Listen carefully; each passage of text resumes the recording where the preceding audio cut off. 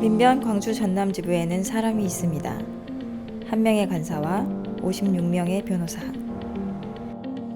민변 회원들은 매우 바쁩니다. 서면도 쓰고 회의도 하고 연구도 하고 야외 활동과 원정도 나가니까요. 민변 활동이 생활에 도움이 될까요? 아니요. 오히려 돈을 내야 될 때도 있습니다. 20년 전 이 변호사들은 왜 민변을 만들었을까요? 후배들은 민변을 왜 가입하려고 할까요? 이분들은 왜 지부장을 하면서 고생을 자처했을까요? 이분은 왜 사무처장을 5년이나 하셨을까요? 광주 전남 지부에는 어떤 매력이 있는 걸까요? 그 이유를 알아보기 위해 민변 광주 전남 지부의 역사를 4가지 요소, 인권, 역사 청산, 다양성, 열정으로 나누어 보았습니다. 김대중 정부가 들어서면 국가보안법이 폐지될 거라고 생각을 했어요. 그런데 김대중 정부에 들어서서도 국가보안법 위반 사건은 계속해서 이어지고 있었고, 그래서 이제 국가보안법을 폐지하기 위한 그런 활동의 일환으로서 변론 과정에서 국가보안법의 어떤 문제성, 또 인권 침해적인 부분, 그런 것들을 부각시켜서 국가보안법 폐지에 이르기까지 한번 노력을 해보자. 지금도 폐지되고 있지 않잖아요. 그러니까 그런 점에서 국가보안법은 어떤 우리 시대 또 현재 지금까지도 여전히 숙제로 남아있는 그런 느낌입니다.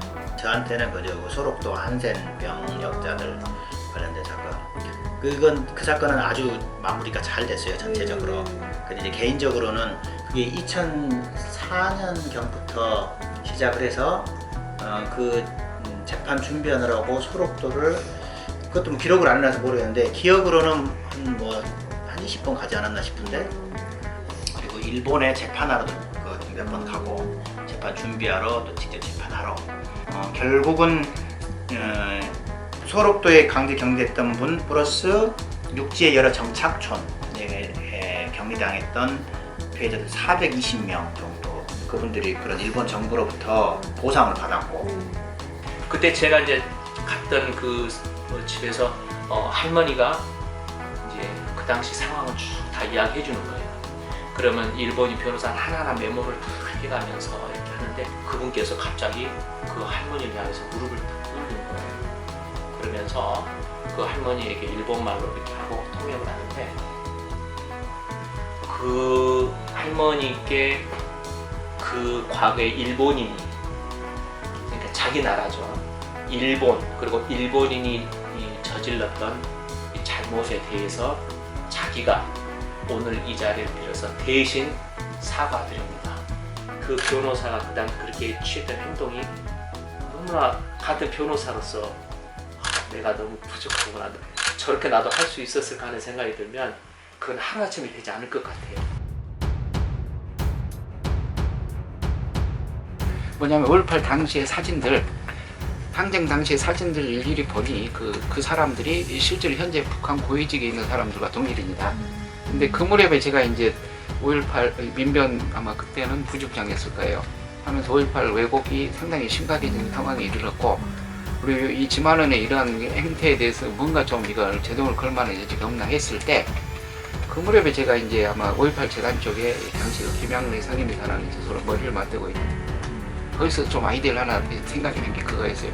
실제 그 피해자들을 찾아나서 보자, 우리가 사진 속 인물들을 5.18 재단과 연계해가지고 찾는 작업을 했대요. 5.18 진상규명과 책임자 처벌에 대한 논의가 너무 오래됐기 때문에 사람들 지쳐 있었죠. 언제까지 5.18 얘기만 과거에 집착할 거냐라는 얘기가 있었는데, 전두환 회고록의 등장이 오히려 5.18 역사 왜곡이 과거의 문제가 아니라 현재 진행형인 지금 현재의 문제구나 라는 것을 우리 한국사회에 던져줬고, 그리고 전두환 회고록을 읽어보면 정말 놀라울 정도로 성실한 책입니다. 악은 성실하잖아요. 그렇기 때문에 그럼 그 전두환 회고록을 넘어서려면 더 성실해야 되기 때문에 더 집요하게 많은 시간들을 투여해서 하나하나 다 팩트체크를 하려고 노력했던 것 같습니다. 그러니까 80년대 말부터 지금까지 한 30년 재판을 미국, 일본, 한국을 거쳐오면서 하는데, 그 결실이 나기 시작한 것이 2010년, 거의 한 25년 만에 재판에서 이제 이기기 시작하는 거죠. 지금 저희가 하고 있는 것은 한일 소송 대리인들과 지원단체 분들이 이 문제를 해결할 수 있는 안을 만들고자 벌써 3차례 한일 양국을 오가면서 그 회의를 하고 있습니다. 의미 있는 해결 방안을 만들 수 있을지, 그러면 우리가 만든다면 이건 한일 양국이 이걸 받아낼 수 있을지는 모르겠지만 어쨌든 디딤돌을 놓는다는 생각으로 또 저희가 안을 만들어 나가고 있습니다.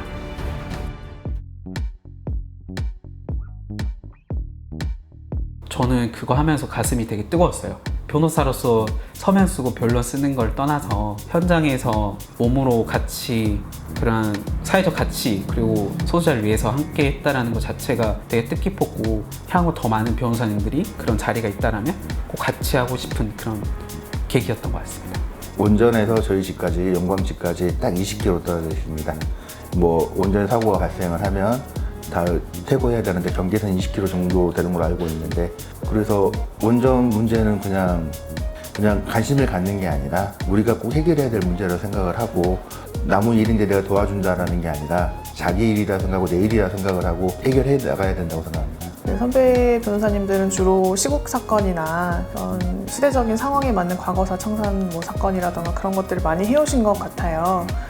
그때 시대적인 과제가 그런 부분이었다고 생각을 하고, 그런데 지금 우리 후배들은 뭔가 다양한 소수자나 약자에 관련된 젠더 문제라던가 또 장애인 문제라던가 또 환경 문제, 그런 것들에 조금 더 그런 이슈에 좀 더 집중해서 저희 후배들이 그런 과제들을 수행해 나가야 하지 않나 하는 생각을 하고 있습니다. 예민한 주제지만 성소수자와 관련돼서 보지 않을 수 없을 것이고, 또 이쪽 지역이 전남 지역이기 때문에 노인 인구 비율이 높아서 앞으로 노인 문제와 농업과 관련된 그것과 관련된 어떤 문제들, 이런 부분에 대해서 대비를 해야 되지 않을까.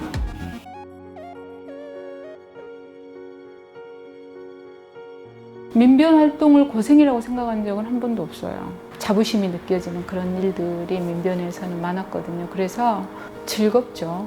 함께하는 사람들이 또 있고. 세상에 정말 많은 사람들이 살고 있는데 관심은 누구나 가질 수는 있잖아요. 생각을 잠깐 하면 되니까.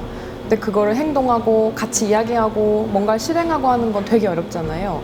근데 그런 공통된 관심을 가진 사람들이 행동을 몇 년째, 길게는 10년 넘게 하신 분들이 있었고, 그분들을 보는 것만으로도 좀 많은, 표현이 맞을지 모르겠는데 감동을 받았고, 이런 지속적인 관심이라는 게 역사 자체를 바꿀 수 있구나.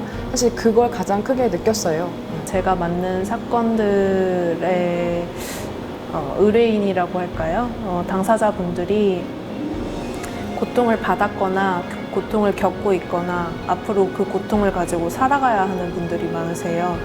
그래서 제가 일을 할 때마다 내가 이 소송에서 이기고 또는 지는 것이 그 사람들의 삶에 어떤 의미가 있나, 나는 쓸모없는 일을 하고 있는 것이 아닌가, 나는 쓸모없는 존재가 아닌가라는 생각을 많이 했었는데, 이번에 일본에 가서 삼부일배도 하고 할머니와 같이 지내고 하면서 그냥 내 자리에 있는 것만으로도, 그리고 선배님들의 일을 이어가는 것만으로도 의미가 있겠다 싶은 생각이 들었습니다.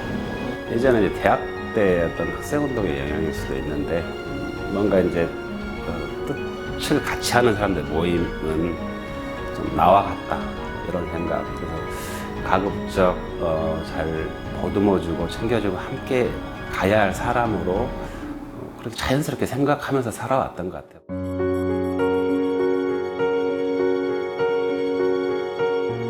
변호사로서의 출발점, 또 원점. 인큐베이터. 민주시민 사관학교다. 방부제라고 생각하고요. 방부제입니다. 베이스 캠프다. 꿈입니다. 변호사가 왜 되는지의 그 처음의 마음을 가장 느끼게 해주는 곳이 민변이기 때문입니다. 민변 활동이 그냥 변호사 생활이라고 생각합니다. 네이버 지식인이요. 소송도 그렇고 인생에 있어서도 선배님들한테 많이 물어보고 있습니다. 28살의 전민규를 생각해 보게 되는 공간이자 시간입니다. 나에게 민변이란 나의 삶입니다.